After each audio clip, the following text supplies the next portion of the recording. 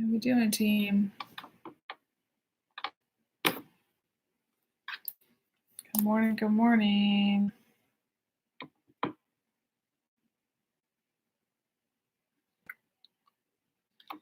Okay. We'll get started in just a minute.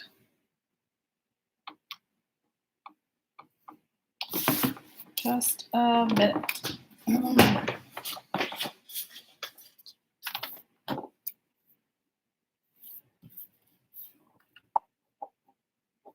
Feel free to say hi in the live chat. I love to see your names and stuff and to say hello.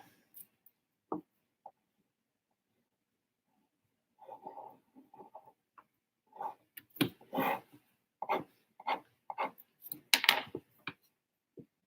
morning. Hi, Izzy and Catherine. All right, just want to make sure we're good to go.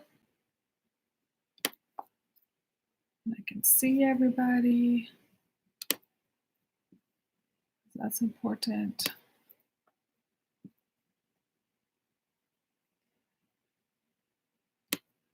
Okie dokie.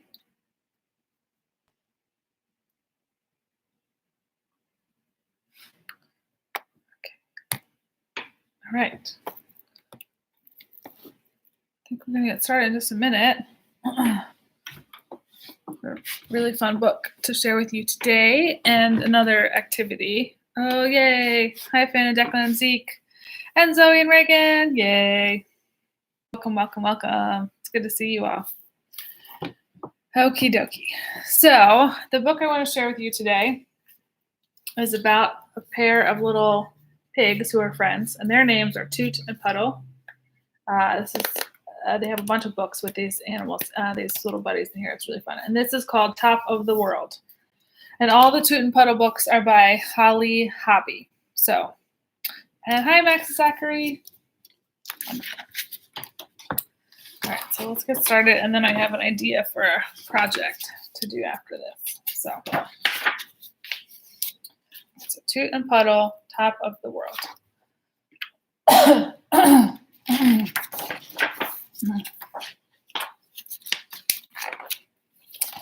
So our first picture doesn't have any words with it. It's just a picture of their house. Can you see there's like a little T and a little P there? And they have the hooks where they hang their jackets and fishing poles and all kinds of stuff. So that's by their front door. Hi, Naomi.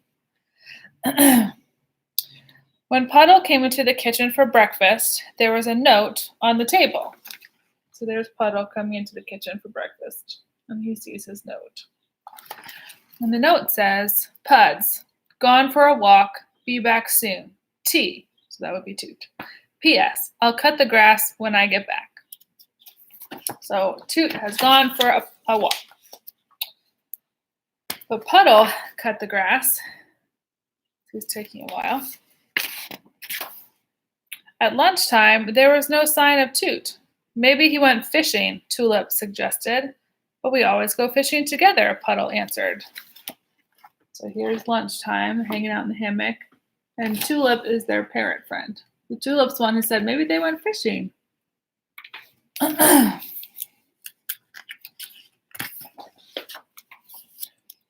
Dinner time came. Toot still wasn't back. He never misses dinner, Puddle said. This is delicious, said Tulip. Toot would love it. So here we have Puddle and Tulip having dinner, and they're missing their friend Toot. Toot, Puddle called into the woods. Is he lost? Tulip asked. You can't get lost in your own woods, Puddle said. So here they are looking into the woods, trying to find their friend.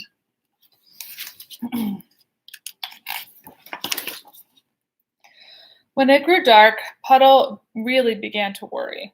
What if Toot tumbled into a hole and couldn't get out? Or worse, Puddle thought, something even worse. So he's imagining Toot in a hole. Then he's imagining something worse. Can you tell what those animals are on the top? They're wolves, right?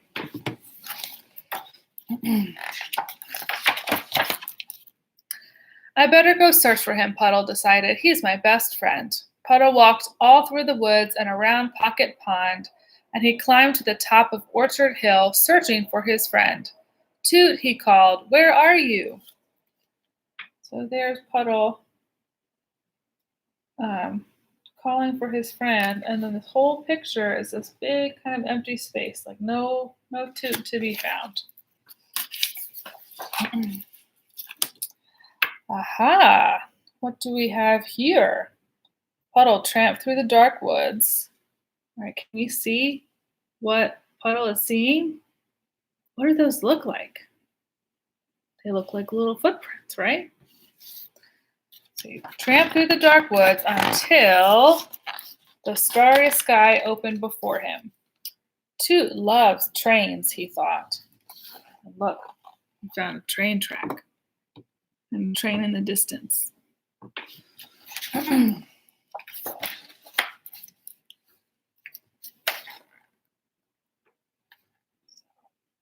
on the train. Looking for his friend. Airport, Puddle said. Just the other day, Toot was saying he hadn't flown anywhere in months. He's at the airport where the shuttle is. Province, mused Puddle. Now that was one place Toot had never been. He's walking by a poster. And on the poster, if you look really close, it says France.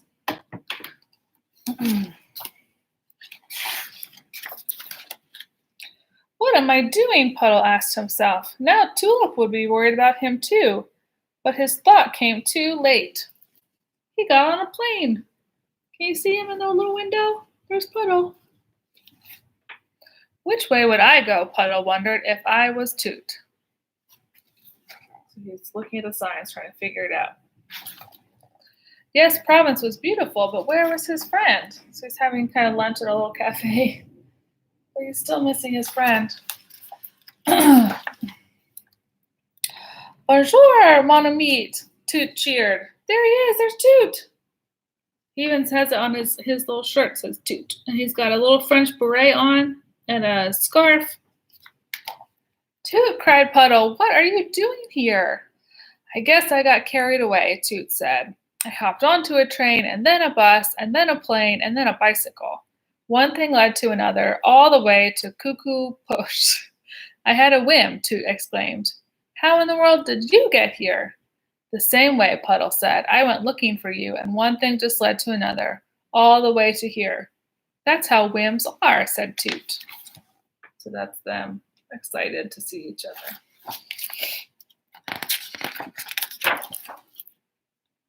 Isn't it exciting to be in such a faraway place? Toot asked.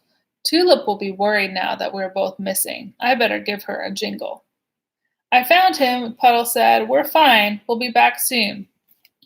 So there they're at the cafe again. And there's Puddle giving a phone call. And a long time ago, before we had smartphones, to make a phone call, you had to go to a place called a telephone booth. And there's a big wire. And so he's making a phone call and telling Tulip they're okay. But then it looks like they're distracted by another travel opportunity. That says Nepal on it. It's a really cool place to go. They have the highest mountain in the world there, Toot said. Are you sure this is a good idea? Asked Puddle. I'm sure. So they have their bags and off they go. And then that's them on the airplane. Looking a little scared, but also excited. Phew, puffed Puddle. That was fun. I'll say, said Toot. I'm glad we did it together, Puddle said. So they're at the very top of that very tall mountain. How cool is that? As they hiked down the mountain, Puddle was quiet. What's wrong? Toot asked. Are you getting pooped out? I think I'm getting homesick, Puddle admitted. That happens to me every time, Toot told him. I love to go off on a trip, and then when the time comes, I love to get back home. They're coming down the mountain, chatting.